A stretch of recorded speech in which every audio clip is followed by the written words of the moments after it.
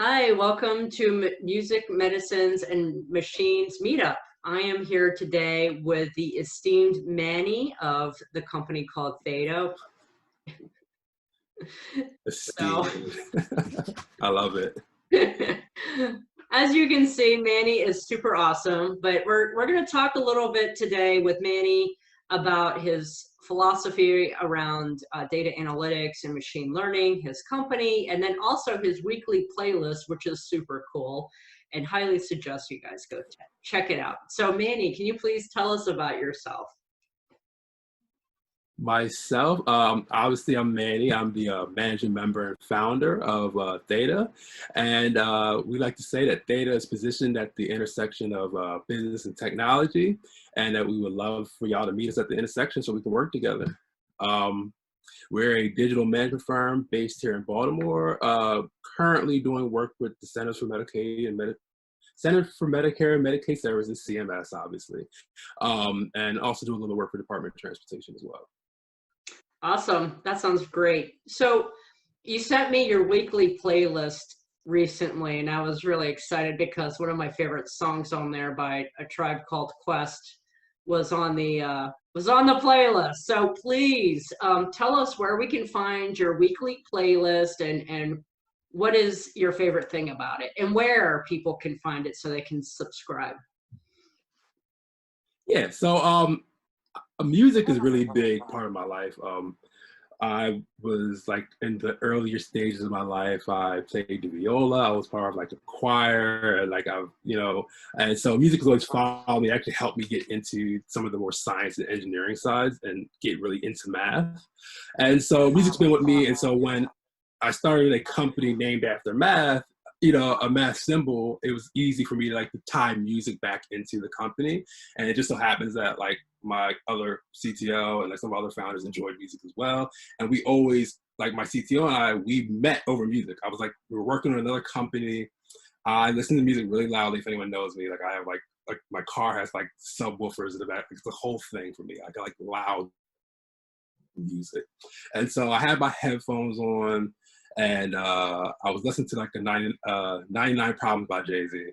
And I'm just minding my business, working, patching some servers. And then I get an IM on the company chat from my CTO. And he's like rapping the lyrics along in IM. And I take my phone, it's like, you know this? And mind you, CTO Matt is like a punk rock, like crust punk, type of dude. His music taste is completely, you would never think aligned with mine. But that was a great connector for me. And since then, him and I have been like this. So we went through different companies together, started Theta together. And so like that type of camaraderie and friendship that can be made over music, I wanted to bring to the culture that I have at Theta. And so like the people that work with me, I call them my family at Theta here, we like to just curate a playlist of like our favorite songs we listen through throughout the week to help us get through the workday, or to just help us just stay calm. And we like take the top song from each person that decides to contribute, and we just put it on our YouTube playlist. And so if you follow Theta, find Theta on YouTube, you can subscribe to our channel, and you'll see the playlists get updated weekly. And as we grow, or people decide to opt in, we'll probably add more and more songs. So yeah, I know you saw the first week where you had a Tribe Called Quest on it, that Ward Tribe, Ward tour. So yeah, so hopefully we can bring, if nothing more, a collection of techies that enjoy different type of music, and just have a little bit of collaboration there, if nothing more. Yeah, I would go into the dark room a lot in high school, and certain kids would come in and they would blare out Tribe, but mostly they were all like Wu-Tang obsessed fans. So I went to a privileged boarding school, and there were some Wu-Tang fans in there like you wouldn't believe. And I kind of go off in the weirdo vibe, and I just really jived with Tribe because they sampled so many jazz samples, and I just love jazz music, and I'm really a big geek on jazz music, so I can go to town and talk about that all the time. And so, that album was one of my favorite albums growing up. And then, years later, a DJ introduced me to Jay Dilla, and I'm like, oh my gosh, this is the genius behind hip hop Yeah. music in the early and mid '90s. And I'm just like, even his stuff is still cutting edge today. And I don't know if you ever saw this, but you know Mm-hmm. his album Donuts, Jay Dilla's album Mm-hmm. Donuts. Yeah. So what Yeah. Yeah. some fan went and found all of the samples and then did these splices with the sampled songs and it paired them up with TV shows where the samples were from like the 60s and then did this Hey, whole Rob, I was just I would watch it in the I mean this is showing you my know what's, age here. you know what's, nah, that's good. You know what's interesting there? So on Sirius XM, one of the hip hop channels on Sirius XM, they have a section later at night where one of the DJs at the time, he does that. Like songs that are sampled, he'll go and like splice the original song into the actual sampled song. So you get to like hear a lot of like the songs that you'll bob to and bop to. You forget like I know it's sampled from somewhere. He'll find it and then you'll get the original and then slowly it just he mixes it into the actual song. So, that's a great way to find, like, especially for us, like, one of the reasons why we have the playlist is that we like to share songs that, hey, I didn't know they existed, or like, I had recently, Matt had picked a song, and I was like, I've heard this before. He's like, yeah, it's been sampled a million times. And I was like, and I was like, yeah, music is a great collaborator, so it's just awesome. Like, it's just to hear. Well, and because it violated so many copyright rules, they made it private. So I'm glad they saved it, but I was disappointed I couldn't watch it anymore. Um, but we Yeah. talked a little bit about music. I think it's cool you played viola. I'm kind of nerdy too with music, and I played the trumpet over here. It's such I played the viola and the bassoon, to be very upfront, and I can still read sheet music. I still can play the viola. I mean, it was a big part of my life. So, Man, in the early stages, you before I are found hard. sports, it was music. You are so hardcore. You played the bassoon. I mean, that is a difficult instrument. Listen, Theta is the be passionate, be service, and be different. Bassoon's about as different as you're gonna get. And really, the viola was about that. Everyone wanted to play the violin or the cello or the bass. And say, yeah, give me that one that's in the alto clef that no one else likes to read. That's the one I want to do. Just be a little different, So it's I been in love my it. core for a long time. I love it. I love it. So let's kind of move into a little bit more about healthcare and data analytics and that kind of thing. So I know, you get pretty technical. So data analytics means a lot of different things to a lot of different people. So when we talk data analytics and artificial intelligence, how do you differentiate between the two? Oh, and I don't want to say anything controversial or weird. So for me, it's just more like if you see me on like LinkedIn and things, like I'll certainly comment on things, and like someone will say AI, use AI. And for me, I've always just said, AI as we envision it and what it actually is just a little different. Like it's more like advanced machine learning if anything else, because AI, if the way that we think of it, shouldn't have to be trained. Whereas majority of the way that we look at AI now needs a lot of training in order to give actual usable actions or inferences. So for me, it's more like, hey, it's just a little bit more advanced machine learning than anything else.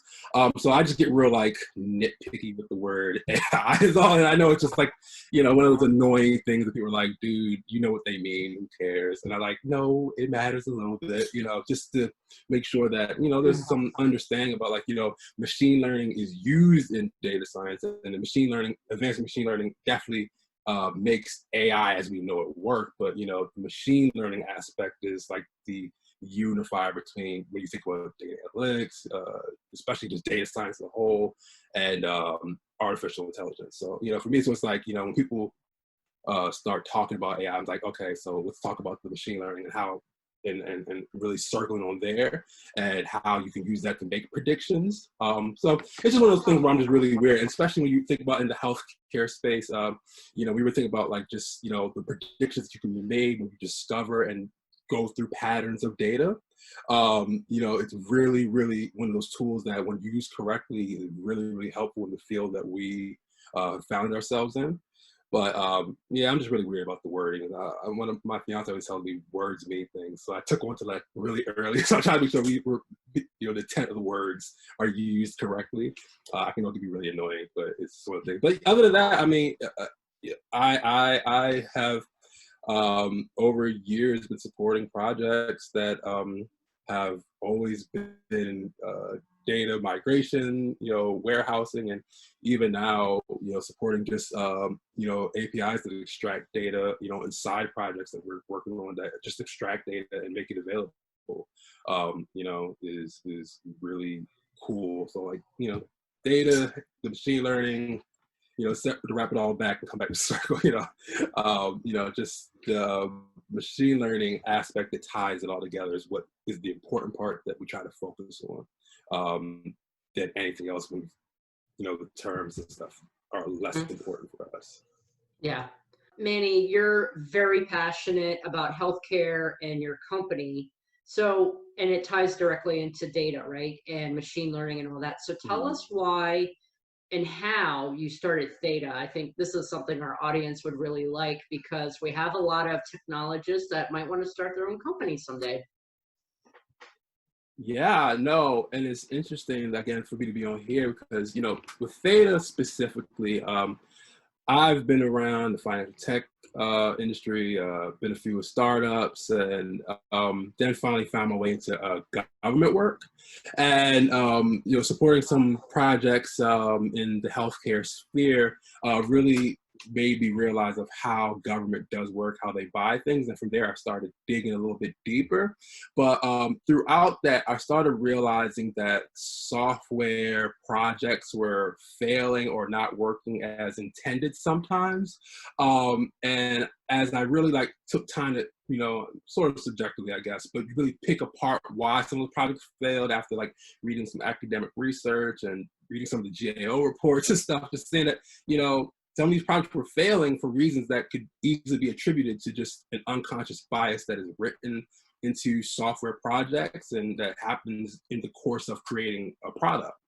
And how that ties in, to me personally is just, as an African American male, when I think about how some of the software that's built for AI and for facial recognition and biometrics that are heavy on the data aspect of how it even works. Software built, with biases from engineers that weren't representative of the people that they were going to be affecting with their software was really frightening for me a little bit. And so it really made me go hey, this is a blind spot to the entirety of this industry. And so really with Theta, I said, hey, let's add this, way to find other ways to be passionate and be of service is to really target the fact that the world has a lot of projects that are built with unconscious biases in them. And I wanted to start a mission to try and catch those type of projects with those biases or start building projects and provide digital services that were at least cognitive of those biases, if nothing more. And so again, when you think about some of these software projects, even myself, I don't want to start naming projects, I don't want to get sued or kick this thing up, but the products that, you're looking at the way they look at, you could tell that product wasn't thought for more than a subset of end users. And so, just those type of biases and how they can lead their ways into software was really important. So that was a big driving factor for getting Theta started, because we have to understand that we're not only at the intersection of business and technology, but we're at the intersection of society and technology and the impact technology has in our lives. Is really what it means to be with Theta and for Theta to be at that intersection. So yeah, it was really important for me. And that really drove Theta for starting.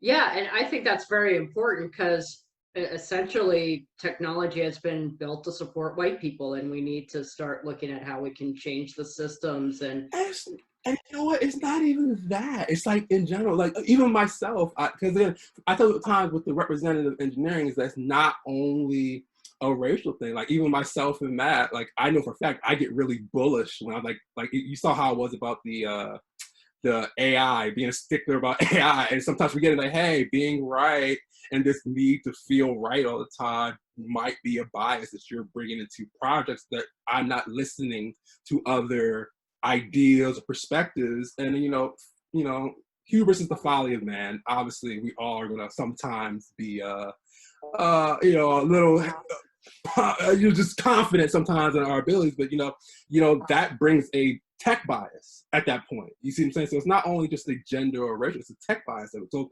again, just being cognitive and just knowing that, hey, there are these biases that come into these projects, and forgetting that this process with technology is supposed to be collaborative and not authoritative. These mindsets are needed in the software development process. So, a company that's cognizant of that, and finding agency, especially in the healthcare field, where you have a field that directly affects so many people of this country, it's important. It's important to have those mindsets and people that think like that when you're dealing with large sets of data, and how these large sets of data can affect the world, or when you're building software with that streams this data. Because it's interesting. I always have this conversation. You'll have these data-heavy applications that you could tell was built with the intention to be used on a laptop, forgetting that some people are going to access these things from cellular devices, and not even the really cool cellular devices. Some of the lesser older ones, whatever's not keeping up with the iPhone release schedule every year. You see what I'm saying? So just being cognitive and nothing more. Being a little conscious of how you build software was really important to me when I built Theta, and keeping that in mind with data, with software is important. And I know that kind of, no, I like it. I like it. So I think I love how you talk about, building software, or building, software projects with a consciousness towards the bias, right? We always need to be challenging that within ourselves. I just, really think there's a lot to that. So with human-centered design, right? Human-centered design in UX, do you think that addresses that problem, or do you think confirmation bias can still get in the way at times? It's funny you say that, because that's a big step towards the right direction, but even still, I want to challenge us further, because, I always think about, again, not CMS, but HHS proper, some of the other missions they have with the public safety and public health. There are missions that they have that directly tie to a subset of people that I would never be able to connect with. I'm a 31-year-old Black male. I would never know what it's like, and I'm single with no kids. So you wouldn't want me leading your Head Start program project, where if it comes crunch time, I might take the easy way or cut a corner because I don't have any skin in the game. And that's part of why the representative engineer. So even if you're doing the interaction with the users and doing the proper human-centered design, and you're getting feedback from these users, they're still just, we're human. We're going to do human things, make human mistakes, and that we won't always cover ourselves on sometimes if we don't have skin in the game. So having that type of representative engineering and being cognitive, matters to me. And so, those things are important, and so they help, to add that layer, add to the human-centered aspect. So human-centered design stuff is really awesome. It's definitely been helpful, but I could always say there's a little step forward we can go by not only having the interactions, but making sure the people that are interacting with people are representative. That's where you hit that nirvana, when you hit that theta, that intersection where everything comes zero and it's perfect. Or the nerd in me, the math nerd wants to think super geometric, but yeah, that's when you hit that theta when it's zero and it's the intersection is perfect. Take that extra step forward. That's where you get there. Yeah, well, I think HHS is a great market because, for Theta, you think about it, you're dealing with diverse sets of populations. And when you look at the delivery of healthcare in Medicare and Medicaid, it's across the whole spectrum. And, I think sometimes when you look at the legislation, you get away from the human aspect. You're calling people dual eligibles. What does that mean? It's so technical, right? It's crazy sometimes, and then it's extremely technical. It's the human, and that's why I'm not gonna, take from it. But that's why a lot of these different type of firms that remember like the human interaction of it all is important, but it's also the agencies themselves. You think about like CMS, you also think about like HRSA, where the access to, they're supposed to be helping you get access to the medical services, so helping them get, and helping with the biases there, not only with the administration of these services, but the actual access to them. That's important, so keep helping agencies. And like you said, HHS is one of the agencies that as a whole, for a company like Theta makes sense, along with like Department of Education and HUD, places where they use data, like a lot of data helps drive a lot of policy there. Those type of agencies are really important for Theta, and companies like Theta that are just cognizant, like, hey, you're dealing with these large subsets of data that have to be trained. So if you're training data with inherent biases and unconscious biases, you can reach into some problems later on when the project doesn't work as expected. So, I get really passionate. I told you, one of my values is to be passionate. So once I get going, so I apologize. No, this is good. I mean, this is a great discussion. I mean, think about it, census.gov. The census was just collected, and that informs a lot of policy. And so people in all communities, right, need to participate to accurately help drive policy forward, right? Right.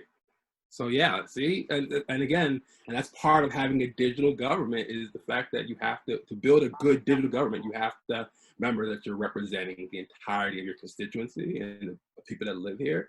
And so yeah, you see, just the census, completely that even me, another bias, forgot about census. So focused on the things that I care about, forgot there's a whole nother subset of data that wasn't even on my radar at the time. But see, cognizant, being able to listen to other people and interact and be collaborative, and not authoritative. That's the whole point of this whole agile mindset, this whole, digital aspect, but also the human factor in the digital aspect of the we're living in, the digital world we're building, So look at me, covering my own biases in my own interview. Ain't that something? Look at life. I think one lesson our viewers and listeners can take from this is, if you want to start a company, be passionate about the mission. And obviously that's going to help propel you forward, right? The why. I learned from a really smart man, the why matters. If you can't answer your why, this you will sometimes falter, or you won't, at least people won't always believe in what you say if the passion doesn't come through, if your why isn't there, So for me, the passion for the things that matter to me, the fact that I want to be of service, want to be helpful, and the fact that I'm a little different, I think a little differently, my team thinks a little differently. Those things matter, and we try to make sure that we bring those things through. But for any other entrepreneur, I would take the advice of a really smart man that taught me, find your why, and for that, once you find that why, it'll help you realize where you can find your space as an entrepreneur and help you sell that, whatever it is you decide you want to do. So, yeah. Yeah, I love crazy, that, finding your why.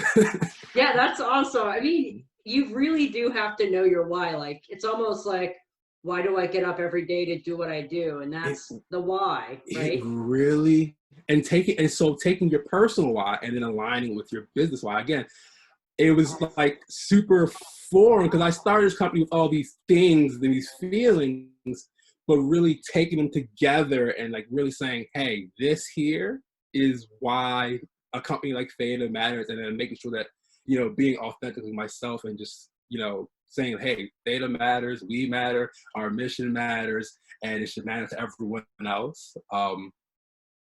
It matters. And so that's like some advice I'll give for anyone trying to get into this space, want to be an entrepreneur in general. And it doesn't have to be just with healthcare. I mean, whatever you do, being passionate about it, finding your why, and making sure that why matters to you, even in the depths of when things look like it's never going to work out. Trust me, that why will matter so much, and it'll push you forward. Yeah, you're absolutely right. And push you through. So yeah. Yeah, it's like rocket fuel, right? It just gets you going. And I think, a lot of people that we work with in the meetup group want to know how to find that rocket fuel to set them off, so to speak, Yeah, no, I agree. I think we rounded out nicely with our topic today around, we covered a lot. We talked about awesome music, data analytics versus artificial intelligence, the why behind your business, confirmation bias, and Mm. this was a great interview. I really appreciate your Nah, time today. I appreciate it. No, I appreciate you having me. This is fun. I'm glad that, again, music brings a lot of people together. So I'm glad music was able to bring us together here. It's awesome. That's wonderful. Thank you so Thank much, you so much for Manny. the opportunity. Awesome. All right, no problem. Thank you. Thanks.